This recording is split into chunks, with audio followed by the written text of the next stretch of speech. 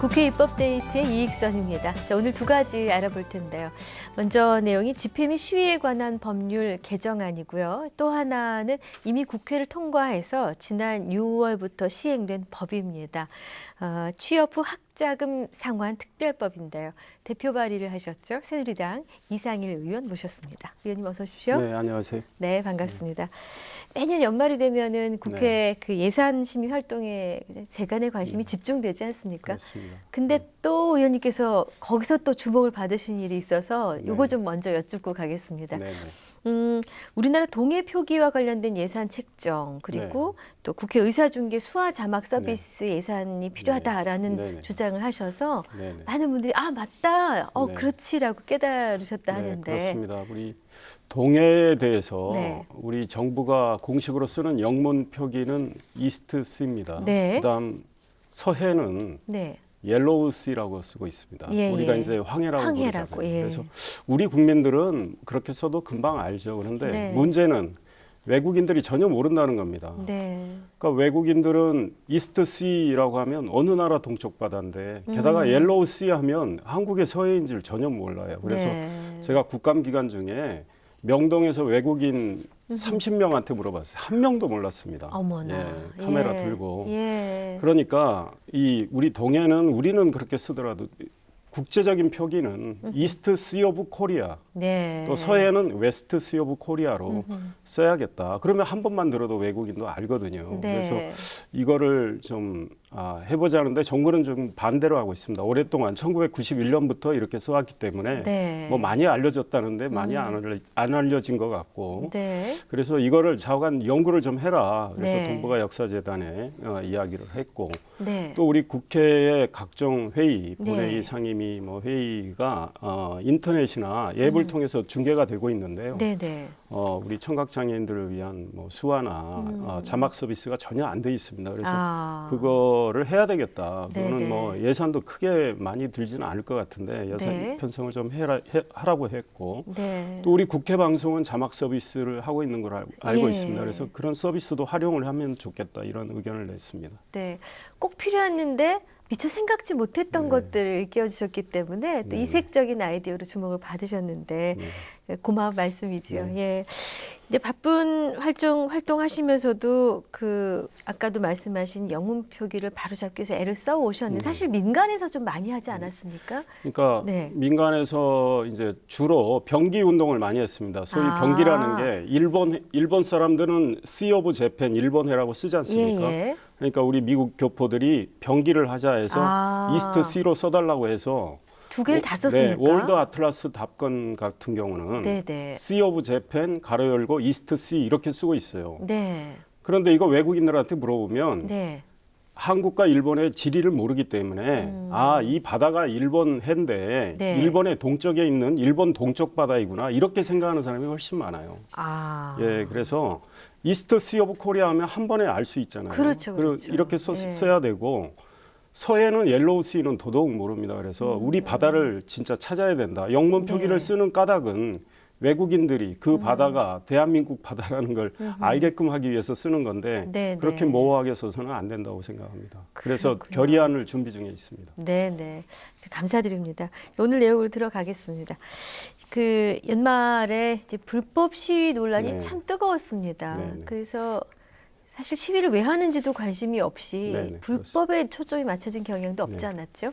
근데 그런 가운데 의원님께서 집시법 개정안을 제안하셨는데 이 개정안의 입법 배경 먼저 여쭙죠. 저는 중앙일보 워싱턴 특파원 출신입니다. 그 미국에서는 이 폴리스 라인 넘어가면 아주 경찰이 단호하게 대응을 하고 또 뭐 평화 집회는 얼마든지 보장을 하죠. 그리고 또 시위하는 사람들도 여간에서는 폴리스 라인 넘질 않고 하다 보니까 충돌은 거의 없습니다. 다만 공권력을 존중을 하고 공권력을 무서워합니다. 그래서 이거는 법치주의를 존중한다는 뜻인데 우리나라의 경우는 폴리스 라인 있지만 그걸 뭐 대부분 무시하고 또 우리 뭐 경찰 그렇게 무서워하지 않는 국민들도 많고 이러다 보니까 불법을 저지르다 보니까 또 뭐 과잉 시비가 나오고 과잉 진압 시비가 나오고 이러니까 이 법적인 어떤 틀에서 한번 그 평화 시위를 정착할 수 있는 방안을 연구해봐야 되겠다. 이래서 개정안을 내게 됐습니다.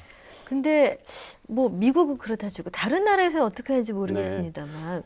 선진국은 굉장히 강합니다. 그러니까 법을 지키는 건 뭐 법적 테두리 안에서는 얼마든지 보호하지만 법의 테두리를 넘어갈 경우는 아주 단호하게 대응을 하는데 영국 같은 경우에는 불법 시위를 하게 되면 바로 현장에서 경찰이 영장 없이 체포할 수 있게 돼 있습니다. 미국도 폴리스라인 넘어가면 국회의원 2009년에 5명이 현장에서 체포됐거든요. 국회의원이. 네네.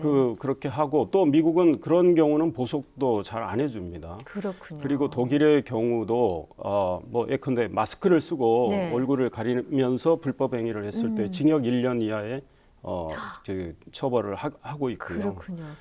도로 점거를 하거나 다른 사람의 자유를 침해할 경우, 또 집단적으로 불법 시위를 부추길 경우는 징역 3년 이하의 처벌을 아주 강하고 세군요. 굉장히 강합니다. 그 우리는 시위 때마다 이 불법 논란이 발생하는 근본 원인은 공권력에 대한 두려움이 없기 때문인가요? 저는 좀 그렇게 보는 게요. 이 공권력을 좀 존중하는 이런 문화가 좀 덜 돼 있고. 사실 미국에서는 경찰 정말 무섭습니다. 그런데 우리는 좀 그런 게 덜하고 법치를 이제 사실 저희 국회의원들도 법치를 제대로 못하는 측면도 있어서 좀 송구스럽긴 하지만 법치주의를 철저히 지키면은 우리가 법을 좀 뭐랄까 유약한 법을 만들어도 그걸 지킨다 이렇게 생각하면 되는데. 법은 법이고 뭐 나는 뭐 달리 행동한다 해버리면 결국은 법적으로 좀 단호한 제지를 해야 되겠다 이런 생각을 합니다. 그렇군요.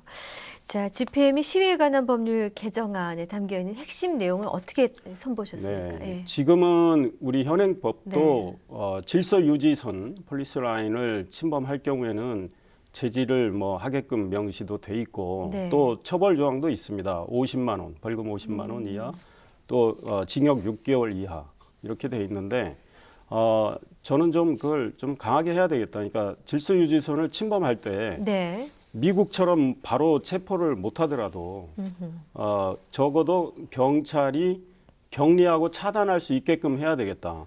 그렇게 해놓으면요. 그 질서 유지선을 침범하는 사람을 결국 보호하는 셈입니다. 왜냐하면 더 이상 불법으로 더 나가지 않게끔 하는 거기 때문에 결국은 보호하는 셈인데 그래서 경찰이 차단하고 격리할 수 있게끔 하고 이 질서 유지선을 침범하는 행위에 대해서는 처벌 조항을 좀 강화를 해야 되겠다. 그래서 벌금 700만 원 이하, 그다음에 징역 2년 이하로 이렇게 냈는데요. 제가 의원님들 사인을 많이 받았습니다. 그런데 뭐 우리 의원님들 중에 이거 현장 체포해야 된다 이렇게 말하는 분들 굉장히 많았습니다. 그렇군요. 우리 사회의 올바른 시위 문화가 정착이 되는 시위라는 거는 민중들의 의사 표시잖아요. 약한 사람들이 함께 힘을 모아서 그러니까 어차피 있어야 될 것이지만 제대로 좀 해보려고 하면 어떤 과제들을 우리가 풀어나가야 될지에 대해서 사실은 공권력은 평화적인 집회와 시위를 철저히 보장을 하고 보호를 해야죠. 법적 틀내에서. 그다음에 시위하는 분들은 정말 법을 준수해야 된다는 이런 생각. 그래서 일종의 평화적인 집회 시위 문화를 우리가 잘 만들어 나가는 게 굉장히 큰 과제라고 생각합니다. 그래서 이거는 우리 국민들 스스로가 한번 생각을 좀 해야 되겠다. 근데 대부분 국민들은 저는 법을 지킨다고 보는데 특히 이제 지난번 민노총 시위나 이런 쪽에 나오는 분들은 굉장히 뭐 그동안에 이 법을 집시법은 뭐 있으나 마나한 거로 생각을 했던 분들입니다. 왜냐하면 현재 집시법은 어려운 점들이 아까 말씀드린 것도 있지만 또 경찰이 뭐 체증을 해서 사후에 다 뭐 조사를 하고 하다 보면 흐지부지 되거든요. 그래서 그동안에 불법 시위를 쭉 했던 분들은 이 경각심을 가져야 되죠. 근데 그분들이 자발적으로 경각심을 갖도록 하기는 어려우니 이제는 어떤 법적인 요건을 강화를 해서 그분들한테 경종을 울려주는 게 필요할 것 같고 그분들이 그렇게 해주면은 아마 다른 분들은 뭐 그런 문제를 야기하지는 않을 거라고 생각합니다. 하긴 시위에 참여하지 않아도 시위에 대해서 뜻을 같이 하는 분들조차 고개를 외면하는 상황이 돼버리니까. 그러니까 나의 자유를 위해서 남의 자유를 침범해서는 안 되는 거 아니겠습니까? 그렇죠. 잘 들었습니다. 합리적인 결과에 도출되기를 바라겠습니다. 그리고 이제 또 하나가 이미 국회를 통과해서 지난 6월부터 시행되기 시작한 법인데 의원님이 또 거두신 쾌거 중에 하나인 걸로 알고 있습니다.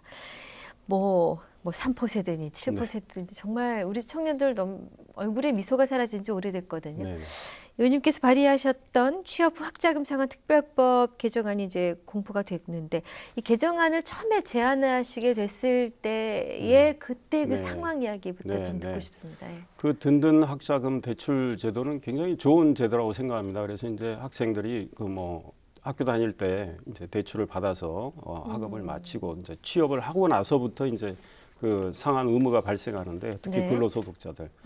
근데 이 상환 의무가 사업체에게 있습니다. 그러니까 이제 분할 상환을 주로 해야 되는데 그 원천 징수를 이제 사업체에서 해가지고 이제 국세청에 납부하게 돼 있는데 사업체로서는 행정 비용이 발생합니다.